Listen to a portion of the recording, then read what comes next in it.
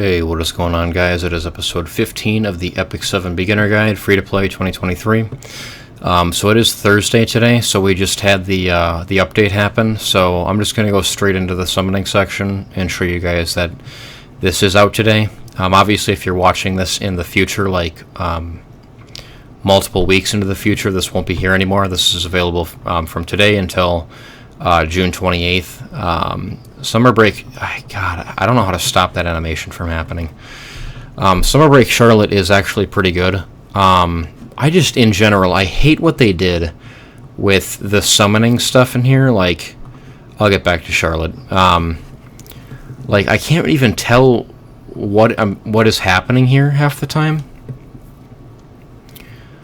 I can't, wow, it's kind of shocking I had a 3-star, but it's just, like, super irritating that it just picks something and just starts playing stuff. Like, I understand why they think that would be cool, but I just personally really don't like it. Like, if I'm trying to sit here and think to myself, should I pull for this? And then I've got these animations flashing in front of my face, it's kind of, like, extremely distracting. Anyway, for a free-to-play player, right now, if you had just started the game when I did, I would probably skip this one and just go for, just wait for Seaside Bologna. That's what I'm saying right now. I mean, I do a guide like every 3 days. I do a next episode. So I might change my mind by then. I mean, as long as you got Tamarin, Iceria, and Vildred already, and if you want to go for this, you can. She's kind of an interesting unit. She dispels all debuffs from the caster, like herself, and then attacks the enemy and penetrates the target's defense by 50%, which is pretty strong.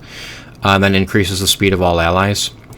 Her second skill increases her critical hit chance by 20% at the start of the first battle, gains 60 fighting spirit. So this thing is, I think, kind of unusable in PvE. I mean, it says at the start of the first battle. Well, I mean, you do gain fighting experience, or fighting spirit once you do like the first skill. The third skill consumes 80 of it. You do get 3 souls, but it does consume fighting spirit, and that can be kind of an annoying thing in arena. But it does grant enhanced dual attack at the start of battle, and every 4 turns you'll get enhanced dual attack again. It is nice that she has a critical hit chance up by 20%, like no matter what. The first skill can break defense, and that can go up to a 60% chance, so nothing amazing there. But when the skill is activated as a dual attack, this attack changes into an attack that targets all enemies. The changed attack does not trigger a counterattack and increases combat readiness of the caster by 25%. So, yeah, her kit isn't bad. I mean, it's nice to have an AoE. I could definitely see this being used in like a cleave setting. The one thing about enhanced dual attack is when an ally, except for the caster, uses a skill, and the caster is available to use a dual attack, attacks the same target with a basic attack. So it doesn't say it in here that like you could use a Vildred third skill, hit everything, and then she's gonna dual attack in with an AoE as well.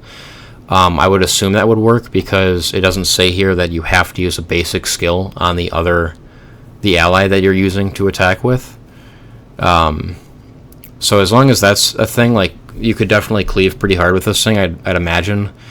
But then the other part of her kit, it's like, is she's supposed to be a bruiser and not a cleaver? I mean, it's kind of weird to look at, because if you're going to increase the attack of your allies, or the speed, and you're doing this single target damage here and single target damage here, if it's not a dual attack, it's kind of like, are you supposed to build it as a bruiser, or do you just go for the full cleave? I mean, I guess you could make that choice for yourself, but I think you really have to go one or the other. So it's a little wonky there. And then the artifact is really interesting. Increases crit hit damage by 15%. I think this is the only knight artifact that I've ever seen, at least, that increases attack.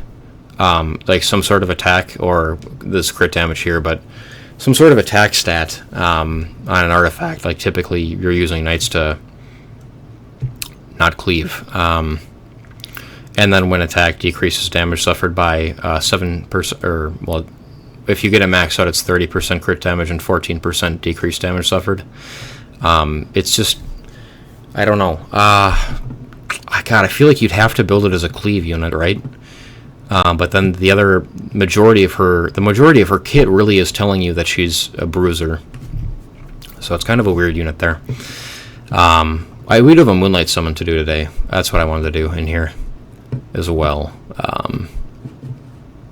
See if we get anything here. I don't think we've gotten anything too interesting. We've gotten like 2 Moon Bunny Dominials or something. So hopefully just something new and some shine. Okay, I think it's just a 3-star. Assassin, I'd guess. Okay, at least it's new. Yeah, I don't think our shine luck has been so amazing on this account, but anyway, that's pretty much it for today. I just wanted to do a short episode, tell you guys what's going on, my thoughts on Summer Break Charlotte. I know one or two people asked. I'm personally, on this free-to-play account, going to save...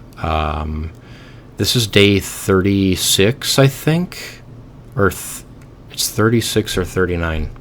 It'll be in the thumbnail. But yeah, anyway, that's all for this video. I do want to show the pet house actually too. Definitely try to buy all of the tickets every week. I need to do some farming and get my gold back up. I completely used all of it for upgrading Raz, Iceria, and Tamarin, which I still need to do more upgrades on them. So yeah, I'm gonna try to get that gold built back up to get as many tickets as possible. But definitely try to get the 55 tickets per week and go through here. I did get lucky and get a one of the cool shiny pets. When you get that purple shine, it means you're getting a special pet. And then I've gotten relatively lucky with the S skills as well. I would recommend doing the hunt pet first, and then I have the event currency thing here, and then the double AP chance.